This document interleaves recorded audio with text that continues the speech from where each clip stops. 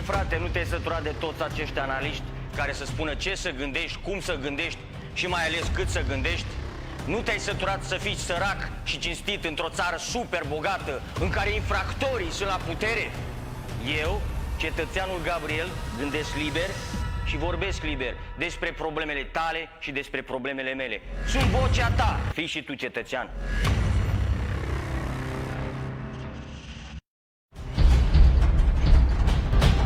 Măi frate, nu te-ai săturat de toți acești analiști care să spună ce să gândești, cum să gândești și mai ales cât să gândești? Nu te-ai săturat să fii sărac și cinstit într-o țară super bogată în care infractorii sunt la putere? Eu, cetățeanul Gabriel, gândesc liber și vorbesc liber despre problemele tale și despre problemele mele. Sunt vocea ta, fii și tu cetățean. Bine ne-a regăsit, dragilor! Sunt Gabriela Preotesei. Sunt bucuros să ne întâlnim din nou în emisiunea pe care eu o realizez și o moderez, Cetățeanul Gabriel.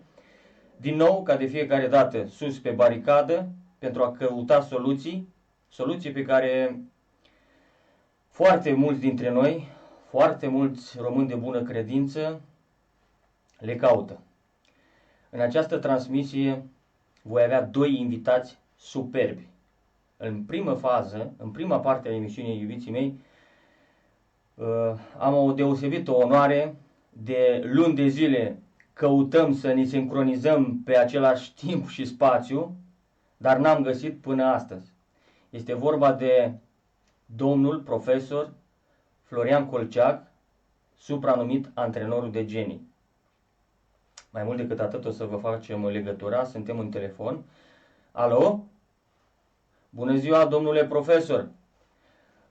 Domnule profesor, sunt deosebit de onorat să vă am în emisiunea Cetățeanul Gabriel. Am o groază de întrebări, domnule profesor, pe care vreau să vi le adresez din partea multor români.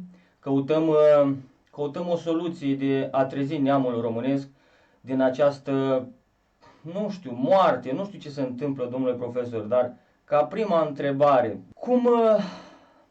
cum credeți dumneavoastră că evoluează acest sistem al învățământului românesc? Pentru că din punct de vedere al nostru, al oamenilor simpli, credem că acest învățământ românesc, vorbind la per total, se îndreaptă către o cale negativă, nici de cum în pozitivism.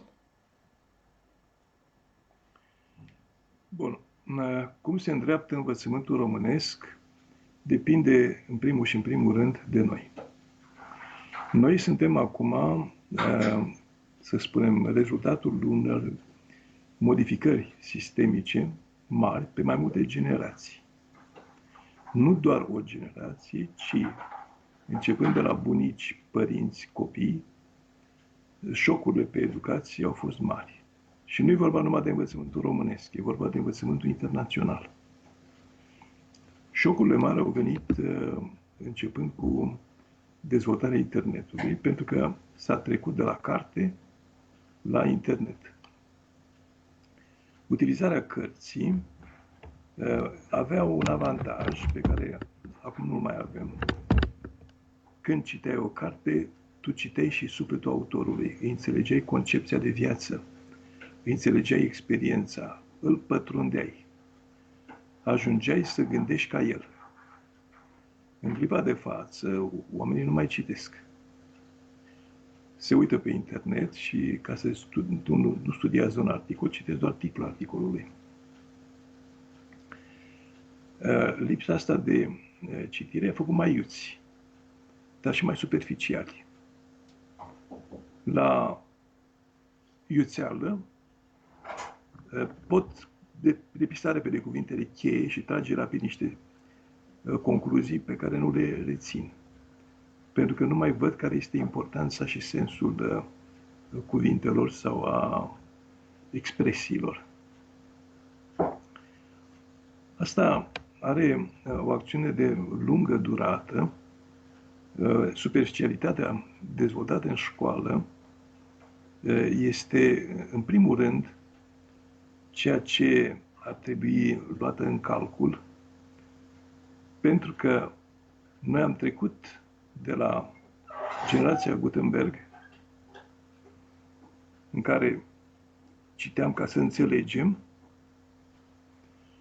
și pentru a aprofunda, la generația calculatorului și a internetului, în care noi nu mai folosim inteligența, ci doar căutăm să recunoaștem pattern-uri. Domnule profesor, dacă îmi permiteți, știți ce am observat așa? Deci, într-adevăr, tinerii constatăm că sunt mult mai inteligenți ca generațiile precedente, ca generația mea, ca să spun așa. Dar cât ține de logică, am observat copiii, tinerii, deci sunt pierduți într-o metropolă, și nici o metropolă foarte mare, hai să spunem așa, chiar și în Iași, tinerii care locuiesc în Iași nu știu, zic ce, domnule, am întâlnit discuții în care spun, bine, voi folosi aplicația Google Maps pentru a ajunge la nu știu ce locații. Adică este incredibil, zic, mă copilor, ce se întâmplă? Adică nu ne mai descurcăm astăzi dacă nu mai avem această tehnologie? Ceva parcă se întâmplă totuși pe de altă parte o chestiune negativă. Se întâmplă pentru că noi avem abilitățile pe care le antrenăm. Dacă noi nu ne antrenăm să mergem prin păduri, nu o să recunoaștem niciodată un traseu montan. Nu putem, ne depășește. Dacă ne antrenăm, atunci simțurile noastre și modul nostru de gândire se conformează antrenamentului. Problema în momentul actual în educație este că s-a pierdut direcția. În ce direcție antrenăm tinerii? E totalmente haotică acest orizont. Nu mai poți să fii sigur către ce te îndrepți, pentru că avem crize multiple. Și nu ne-am bătut capul să înțelegem bine cum se pot rezolva aceste crize multiple. De ce? Pentru că n-am făcut exerciții de logică. Iar o educație bazată pe exerciții de logică, în care să putem corela acțiunile, să putem înțelege motivațiile, să putem diferenția granulațiile percepției, să vedem care e detaliul mic, care e detaliul mare, cum se așează, cum arată dacă noi accelerăm un proces, dacă îl decelerăm. Astea formează tipul de educare a abilităților pe care ar trebui să le facă școala. Domnule profesor, am văzut că în ultimul timp, în ultimii ani, mai corect spus, foarte des s-a schimbat această strategie a învățământului. Știm cu toții foarte bine că majoritatea dintre politicieni care au fost în fruntea acestui minister al învățământului și nu numai, chiar nu au absolut nici în clin, nici în mâinică cu acest sistem, ca să spunem vorba asta românească, nici în clin, nici în mâinică. Ei, este logic, cel puțin din punctul de vedere al nostru, al muritorilor de rând, oamenilor simpli. Tocmai de aia cerem un ajutor la dumneavoastră și cei care, ca dumneavoastră, care din păcate ați rămas puțini și vă spun cu toată credința că sunteți precum florile de colț pe care noi trebuie să le protejăm, întrucât fără domniile voastre noi chiar suntem pierduți, suntem un vapor în derivă și cu siguranță ne vom scufunda. Dar acest învățământ care este dus în derivă, în derizoriu și așa mai departe, copiii, tineretul în special, nu mai reușesc să mai facă diferența, cel puțin deloc ușor, între adevăr și dreptate. Care ar fi soluțiile la toată această cacealma, politică proastă, administrație proastă a țării? Sunt convins că foarte mult de vorbit. Dar ce sfaturi ne-ați da dumneavoastră ca un mare părinte al învățământului românesc? Să nu cultivăm prostia. Să cultivăm inteligența, bunul simț, omenia. Acum că mi-ați spus de prostie, mă iertați, domn profesor, chiar am văzut zilele astea, chiar am și postat, e o chestie care m-a întristat.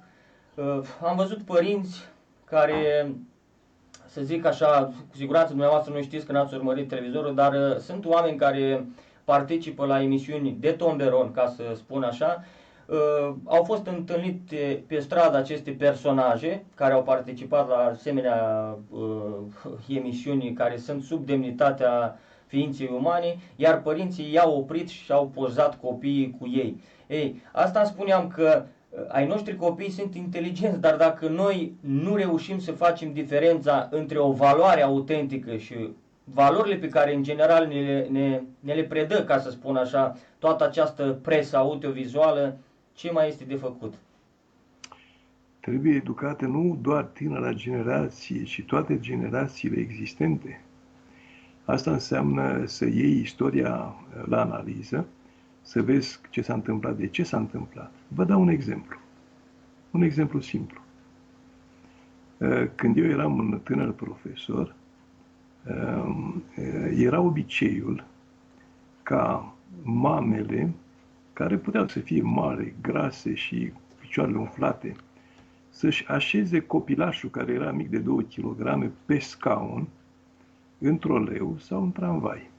Iar ele rămâneau târnate de mână, da, de bara de sus, lângă copil. Nu îl luau în brațe.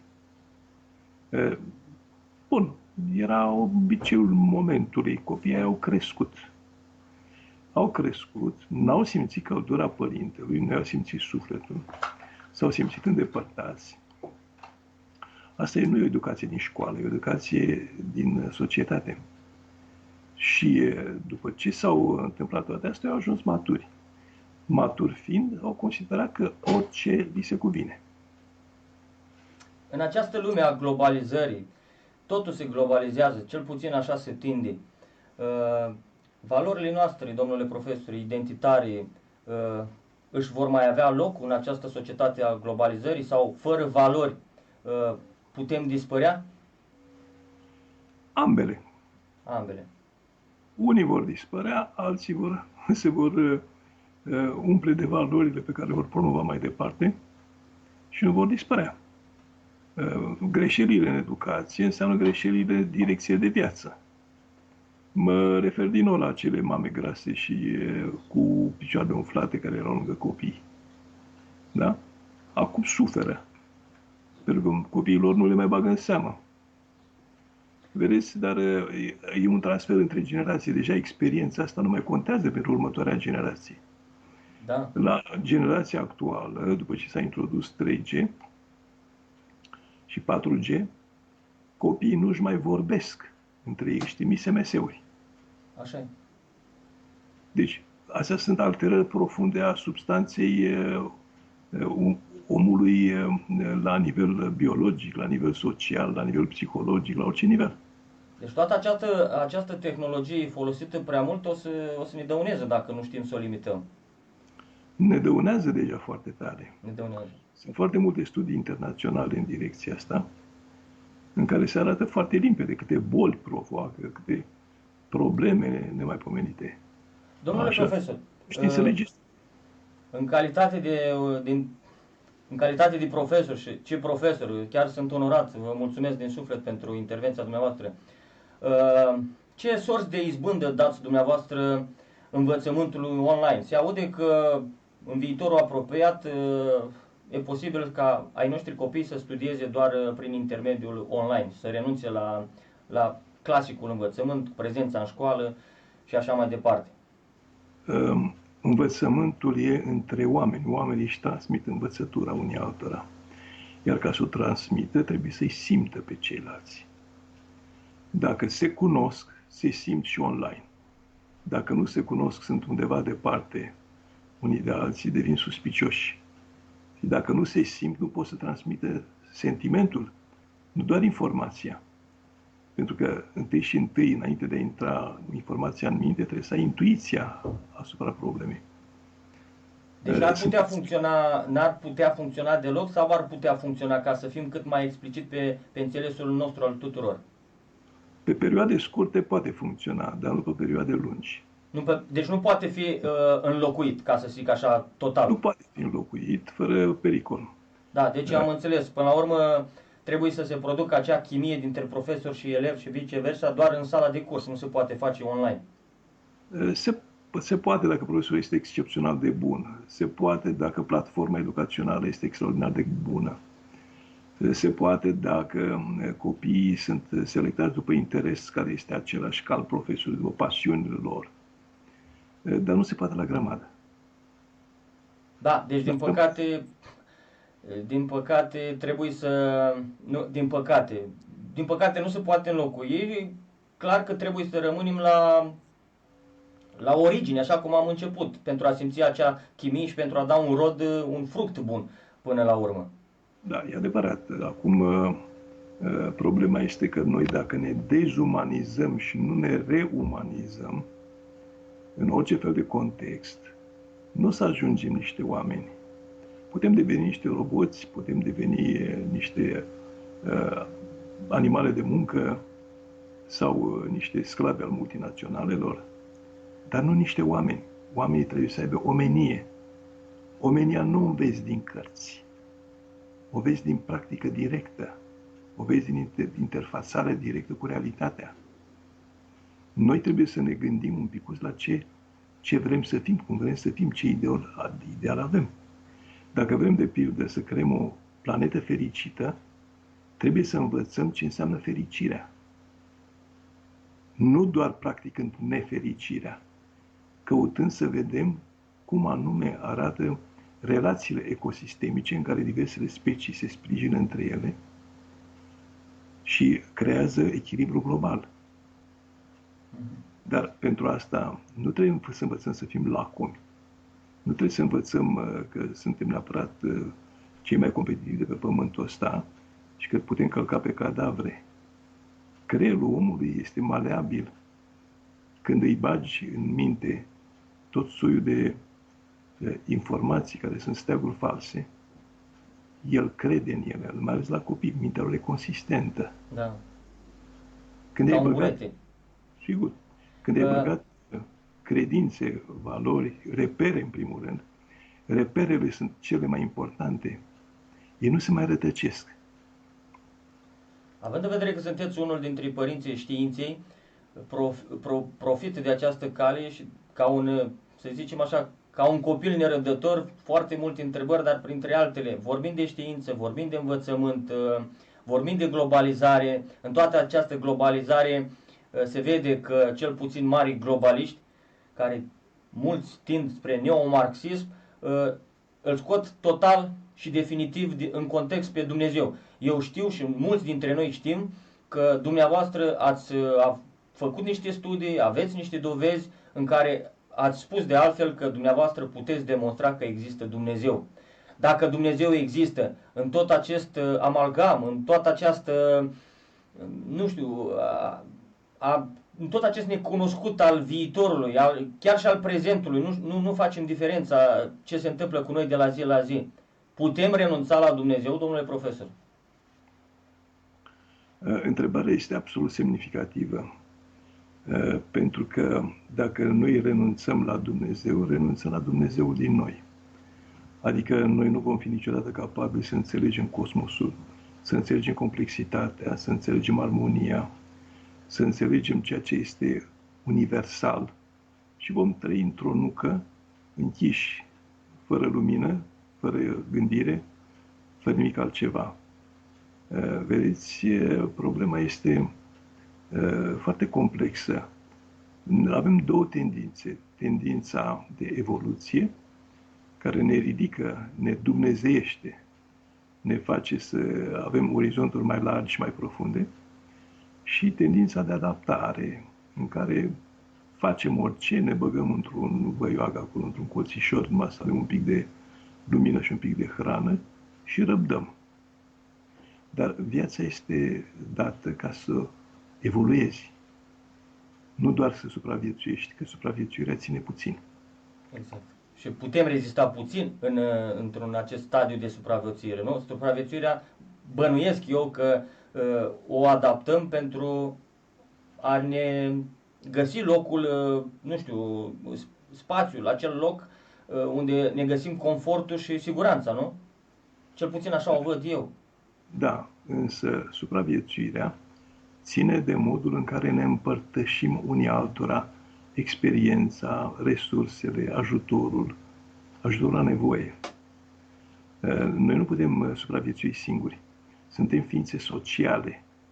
În momentul în care tai căile de socializare, de transfer de cunoaștere,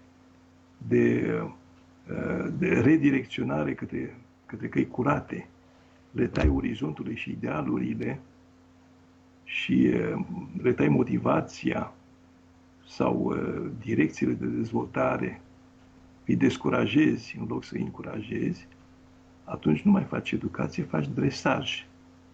Iar ceea ce obții va fi o lume de sclavi.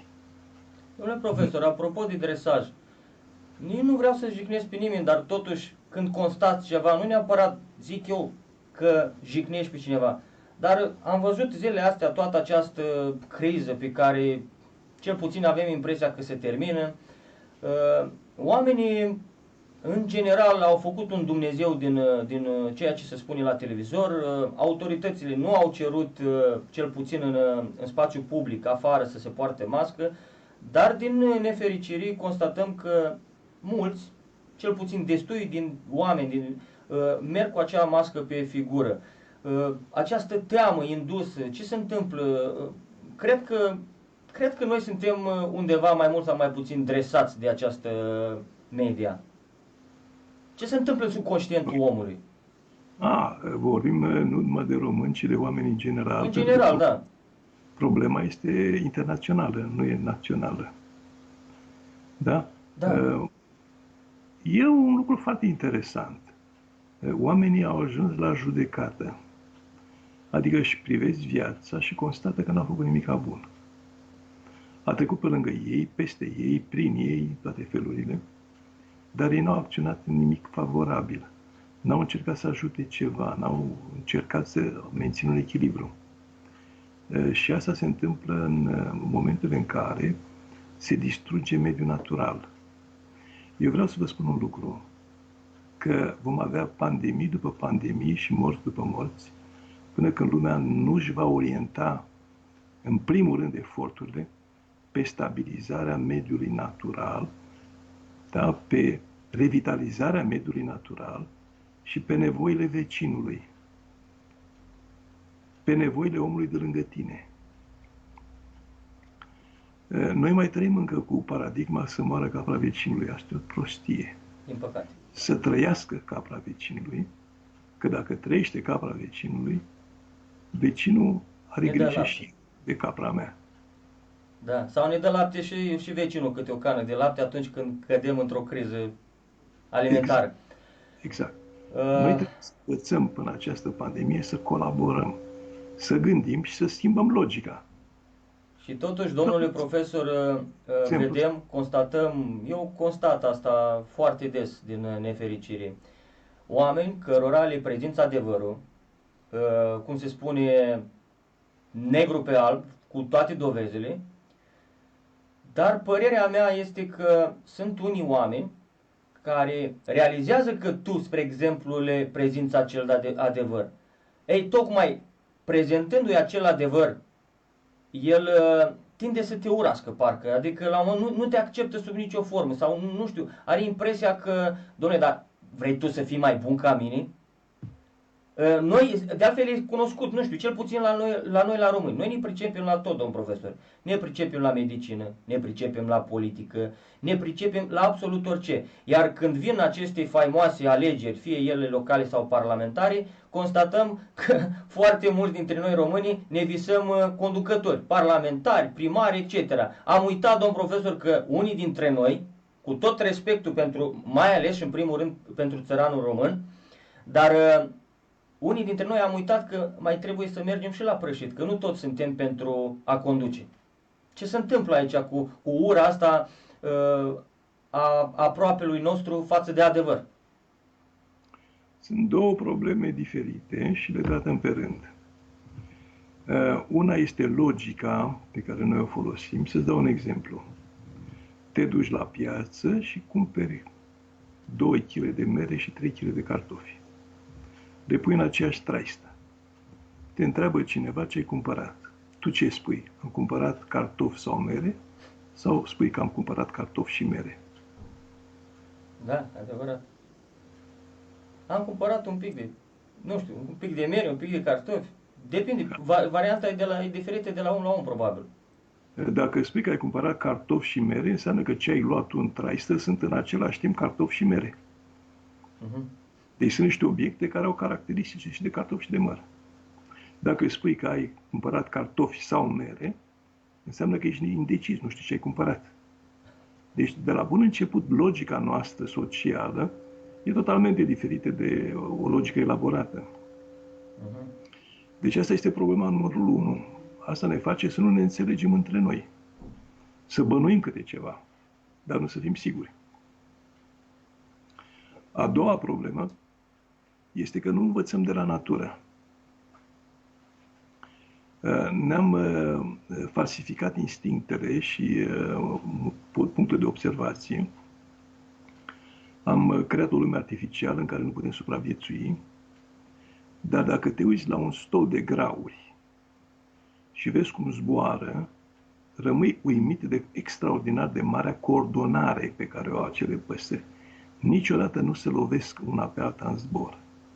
Dacă una slăbește, se lasă toate în jos. Pentru că calitatea esențială este să te uiți la vecini. Dacă un vecin are o problemă, nu îl dai deoparte, întinzi o mână și îl ajuți. Dacă un graur are dificultăți la zbor și se lasă în jos, tot cârdul se lasă în jos. Da. Asta este ceea ce trebuie să învățăm de la natură. Noi ne-am depărtat de natură. Și acum o distrugem pentru că nu mai înțelegem. Noi suntem toți la origine țărani. Nu e nicio rușine. E un lucru minunat să fii țăran. Pentru că ești un om care își iubește țara dacă ești țăran. Corect, adevărat. Unul care nu e țăran, care n-a simțit pământul sub tălpi și n-a simțit ce înseamnă prășitul, că vorbeam de prășit și de îngrijit recolta, ăla nici nu apreciază. Își vinde pământurile, nu îngrijește nimic, lasă să taie pădurile. Nu le Domnule pasă. profesor, pentru că nu vreau să vă rețin, întrucât sunteți asaltați de lucru, știu, și aș vrea să discutăm mult mai mult, dar trebuie să-mi respect timpul la care am negociat cu dumneavoastră, ca să spun așa. O ultimă întrebare și ca de fiecare dată deschis. Credeți în reînvierea neamului românesc cu acea demnitate, cu acel curaj care au fost cândva și care, bineînțeles, am fost caracterizat prin așa ceva ca neam și ca țară? În primul rând, e o mare diferență între unirea face puterea și omul potrivit la locul potrivit. Dacă se pune omul potrivit la locul potrivit, da? Deci oamenii care au capacitatea de a schimba lucrurile în bine sunt puși la butoane ca să poată chiar să facă acest lucru și restul lumii care fac unirea, face puterea, îi sprijină pe aceștia să găsească soluțiile și să învețe și pe ei să caute și să cerceteze și să găsească de asemenea soluții locale, atunci ne putem reveni. Pentru că sămânța bună o avem. În concluzie, domn profesor, ceea ce spuneam și eu fraților noștri români și mă bucur enorm, în concluzie, totul depinde de noi, de fiecare în parte. Întâi să vină schimbarea de la noi înșine ca să putem schimba această stare a neamului românesc. E corect? Da, numai că asta înseamnă să ai încredere în ceea ce gândești. Vă mulțumesc din suflet, domnule profesor, prezența dumneavoastră, confirmarea aceasta și prezența dumneavoastră lângă mine, ca om simplu, confirmă faptul că nu sunt nebun așa cum spun unii. Pentru că sunt unii care mi-au spus de-a lungul vremii: dom'le, nu te mai puni cu ăla altul, mă refer la autorități, pentru că nu ai nicio șansă, ești nebun? Și atunci am spus: nu sunt nebun, dar nu pot să țin, dacă noi vom ține capul jos plecat la nesfârșit, se va întâmpla exact așa cum e vorba din moșii și strămoșii noștri. Boul care trage, tot în ăla se lovește.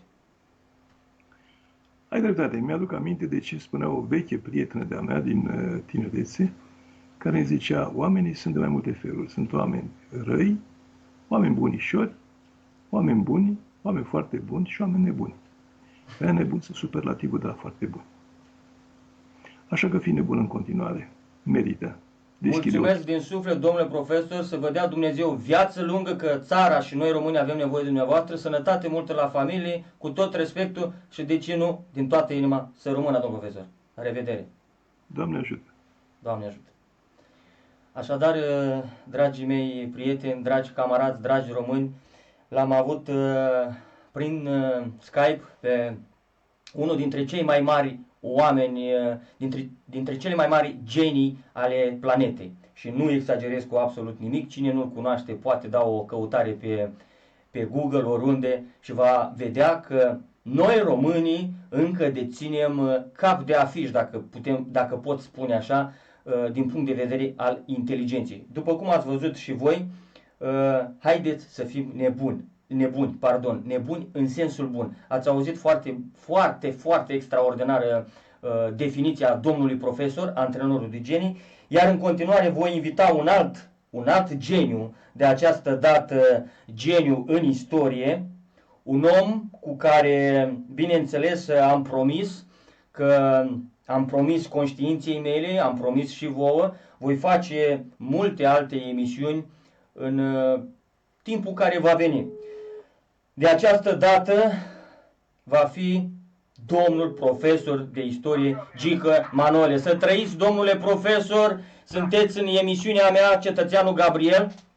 Domnule profesor, nu vă voi reține foarte mult, din păcate nu avem foarte mult timp, dar vom continua cu această temă a istoriei în următoarea emisiune.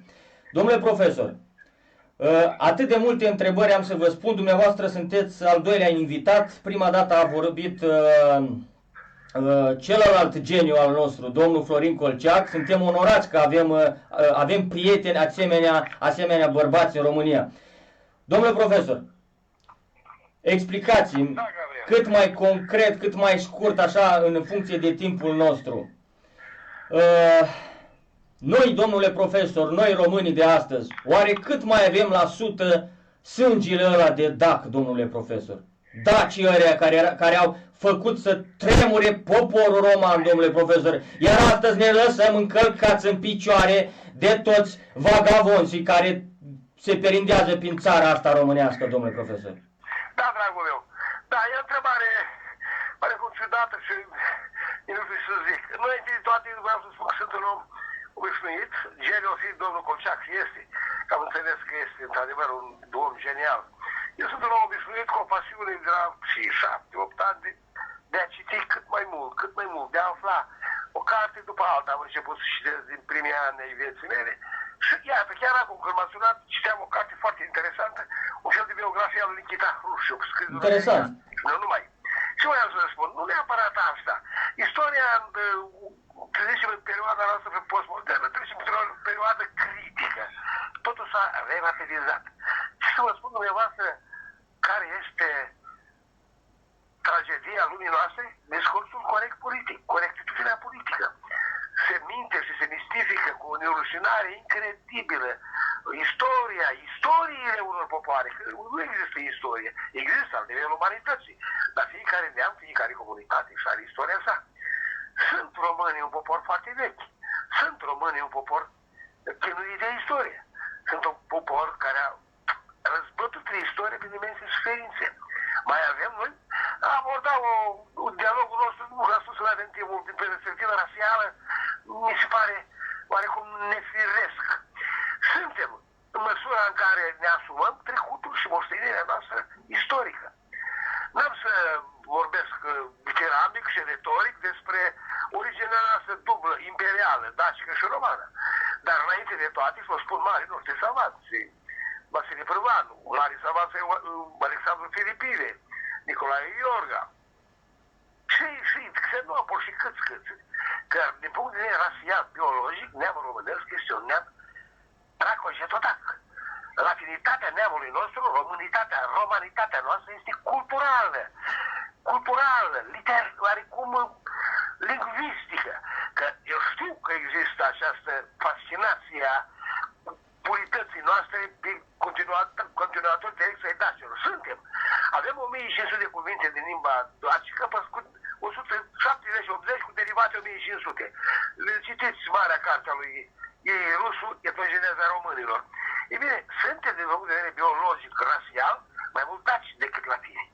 Latinitatea noastră, deși este un fapt cultural. Dar nu există popoare pure. Să nu cădem în capcana aceasta, să zicem, în care au căzut la mijlocul secolului 20 germanii, englezi înainte de germani, că doar rasismul a fost fundamentat de Stuart Chamberlain, un englez. Nu de Adolf Hitler, Mein Kampf, nu de Schopenhauer, nu A de făcut. Montesquieu și nu știu care alții. A făcut Deci, și... suntem daci în măsura în care avem prezentă în limba noastră cuvintele lor, avem încă în fondul nostru preroman de obiceiuri și tradiții încă multe elemente ariene, traco-getodacice. Dar eu aș spune că în funcție de originea pe care o ai, sau să o recunoști o anumită origine și ești demn de ea în măsura în care te raportezi la acea nobilă origine sau istorie, dacă vreți. Că la urmă, istoria noastră este o lungă poveste, a noastră a românilor, ca tuturor neamurilor. Cum spunea filozoful francez Paul Valéry, istoria este o poveste, dar este o poveste care trebuie să păstreze limitele adevărului. Domnule profesor. Dacă mistificăm cu nerușinare și tot ce are brav și frumos neamul ăsta, de 30 de ani am aruncat totul într-o ignoranță, într-o perdea de fum greu de suportat. Domnule profesor. Nu există. Domnule profesor, știm cu toții că s-au umblat la adevărata istorie, au alterat-o foarte mult, dar întrebarea mea, domnule profesor, putem merge mai departe dacă noi nu vom dori să cunoaștem istoria adevărată cât mai mult? Putem cunoaște noi spațiul și timpul spre care ne îndreptăm atâta timp cât nu știm cine este mama noastră, domnule profesor? Da, ridicați o problemă tare, tare importantă și aș spune tristă. Să nu credeți că doar la noi se petrece fenomenul ăsta de aculturație, de necunoaștere, de această răspândire în masă a ignoranței atotcuprinzătoare. Fabulosul scriitor al lui Umberto Eco, care a scris Numele Trandafirului pe Nudul Fico, înainte de a muri a notat undeva: prostii, odată cu internetul, prostia i-a a ieșit la suprafață și dau tonul. Cântă muzica, cum să spune, după ei. Era o vorbă, domnule profesor, este o vorbă, de fapt, există, Doamne iartă-mă, zice, prostul e foarte gălăgios în felul lui de a fi. Da, e adevărat. Dar pe noi români, pe noi ca popor atât de vechi, pe noi, o societate, a spus cum putem merge mai departe. Sigur că mergem, indiferent. Mergem, dar contează cum mergem, ce vom fi după acest drum pe care îl vom parcurge. Dacă renunți total la toată moștenirea ta istorică, ați invocat mari, străvechie, uriașii noștri strămoși, traco-getodaci, cu atâtea seminții de noblețe fără seamă, care a impresionat o întreagă antichitate, de la mari greci, de Pitagora, de la Socrate, de la Platon, de la istoricul ăla din secolul 6 Iordanes, care a cufundat pe goți cu geți sau Evul mediu. Toată lumea e fascinată de această noblețe extraordinară a poporului a dacilor, poporul lupilor. Ei, dacă noi renunțăm la totul, a renunțat, că spun a renunțat, înseamnă a cunoaște propria rădăcină cultural-istorică. Temelia pe care s-au construit devenirea neamului tău înainte de tine. Noi nu suntem întâmplători, o generație, 2-5, autonome, rupte, cum se tinde astăzi, prin globalizarea asta excesiv de singulară. Noi suntem total dependenți de celelalte generații. Dacă am rupt legătura cu pământul, cu strămoșilor, dacă am rupt și am scuipat deșerul înaintașilor noștri, și vorbesc de înaintașilor noștri, cei mari, nu numai de evul mediu. Păi noi avem o infinitate de eroi, de oameni bravi care au suportat în spațiul ăsta extraordinar de binecuvântat agresat de Euroasia, de invazii succesive, greu de enumerat, nu mai te gândești cum poporul a rezistat și nu s-a dispersat în cele 4 mântuiri.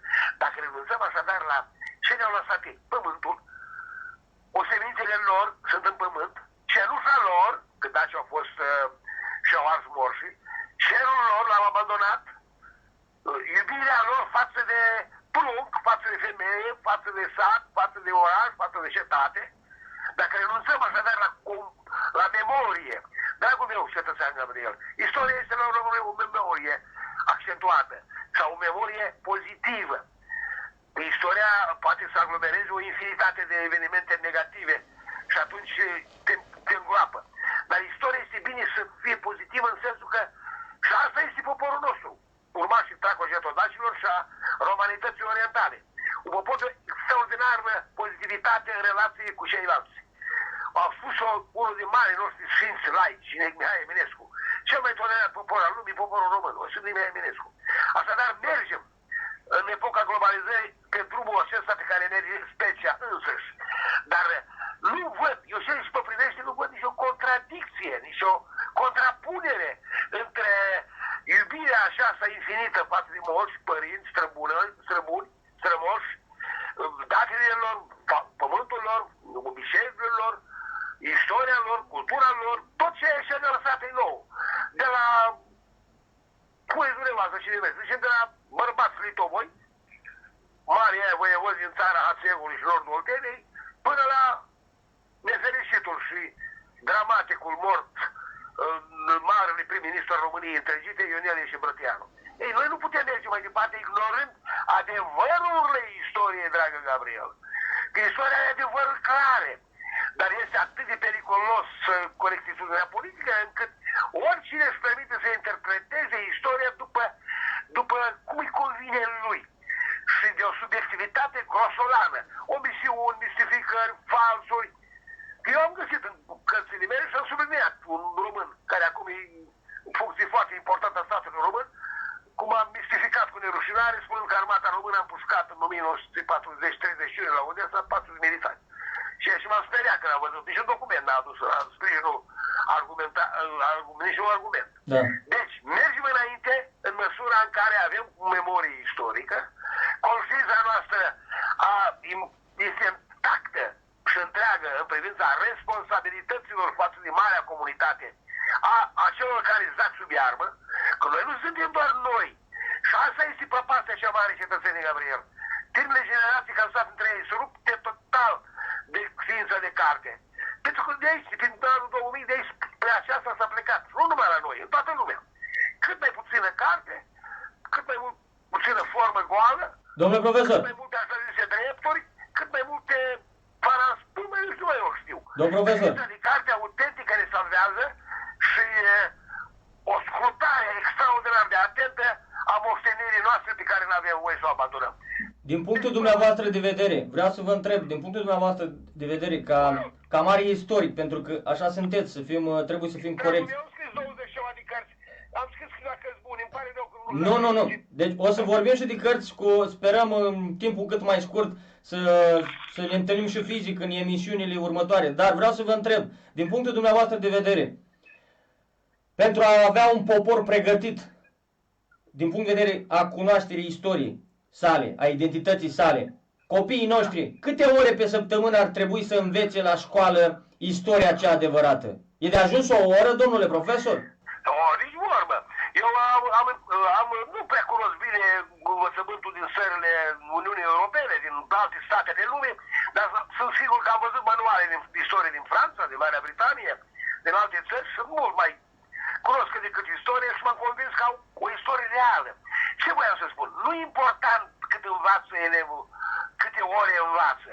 Poți să ai 5 ore de istorie pe săptămână și să nu faci nimic, să nu înveți nimic.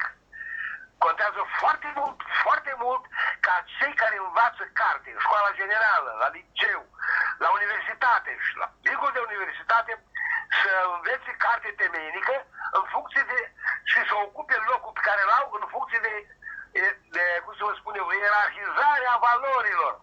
După 2000 s-a terminat în spațiul românesc S-a renunțat la cernerea valorilor. S-a renunțat la concursul de admitere. Adică nu poți să aval acum. Eu am avut la licee elevi foarte mulți de ultimul deceniu și ceva, cu câteva la capacitate, unul și ceva, doi și ceva, toți erau la liceu. Liceul unde am lucrat eu, Grigore Ica Voievod Dorohoi, a fost în perioada intervelică și nu numai unul de elite ale României. Foarte mulți oameni au terminat aici. Ei, când vin la liceu, așa decis ministerul cu 1, 2, 3, nu mai poți face nimic.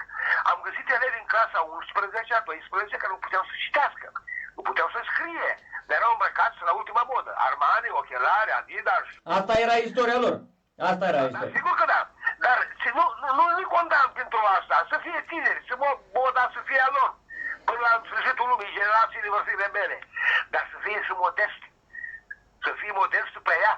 Că tare mi-e frică de cetățenii Gabriel că interesul ăsta al dumitare ardent față de neam și grija față de el, e a dumitare și altul câțiva. Deci, copiii în școală trebuie să învețe carte temenică, învățați de profesori și profesoare care știu carte temenică. Oricând la universitate admiterea a fost anihilată, ierarhia valorilor nu mai există, ierarhizarea valorilor, la licee de asemenea, orice semidoctor, orice cretinoid fără nicio, e cea mai elementară cultură, accede la studiile universitare, le promovează prin N mijloace neortodoxe, să nu dau detalii, ia o diplomă și trezești cu el coleg de catedră sau la nu știu ce liceu sau chiar culmea culmilor, abatjocuri, chiar cadre universitare, care nu știu carte nici măcar de ca un elev serios de liceu. Deci, școala românească trebuie să reintroducă măcar 2 ore de istorie, cum am învățat eu ani și ani de istoria românilor și istoria universală, de la clasa a 5-a până la clasa a 12-a. Consider că există o suficiente ore pentru 2 ore marșulate pe săptămână. Iar cei care predau, vorbesc de profesori de istorie de orice nivel al învățământului, să știe carte cu adevărat. Dar dacă, dragi cetățenii Gabriel, dacă te duci la catedră și scoți o pițuică din poșetă sau de nu știu ce mapă, foi scrise și faci dictare la copil 40 de minute, aia nu mai este istorie. E clar, e clar. Da, așa este. Domnule profesor, vă mulțumesc. Din păcate trebuie să închidem acum. Mulțumesc și eu. Vă noastră a fost atât de scurtă. Vă aștept oricând cu întrebări și cu cât mai interesant. Nu scăpați. Nu scăpați de mine, domnule profesor, nu scăpați și de noi, de patrioții acestei țări. Eu stau la dispoziție cu tot dragul, cu toată puterea sufletului meu și cu toată știința medicală cât mi-a dat Dumnezeu, vă stau la dispoziție pentru a spune puncte de vedere. Mulțumim din suflet, mulțumim din suflet. Ne bate Dumnezeu și Dumnezeu este destinul. Dacă generațiile astea tinere renunță la moștenirea pe care noi trebuie să o lăsăm. Se produce ruptura și dacă se produce ruptura, apare... E catastrofal, da, e catastrofal. Mulțumesc, o zi bună, domn profesor, în continuare. Cetățenii Gabriel, îți doresc succes în marea dumitare luptă. Doamne ajută, Doamne ajută. Dragii mei, am avut și în această emisiune, l-am avut pe marele istoric Gică, fratele nostru Gică, aș spune eu, pentru că toți suntem frați atâta timp cât luptăm pentru valorile identitare ale neamului românesc. Un mare istoric, căutați pe Google și veți vedea ce valori autentice încă mai avem. Mulțumesc, am ocazia să mulțumesc și colegului meu, Ovidiu Gal, care sub o formă sau alta vrea sau nu vrea, ca să fac o glumă, face parte din echipa Nașu TV. Oamenii se alătură. Rămâneți în continuare pentru că vor urma colegii mei de la Nașu TV cu alte emisiuni foarte, foarte importante. Fac un apel să dați subscribe la pagina mea de YouTube Gabriela Preutesiei, la pagina mea Cetățeanul Gabriel cu titlul de Gabriela Preutesiei și bineînțeles așteptăm, cum este normal, ca românii, patrioți adevărați, să vină alături de Nașul TV Moldova, unde eu mă implic, unde am început de curând transmisia acestor emisiuni și bineînțeles așteptăm, facem un apel întotdeauna la unitate. Avem nevoie, fraților, de toate. Avem nevoie de unitate, avem nevoie de români adevărați, avem nevoie de luptători. Mulțumim din suflet și cu Doamne ajută!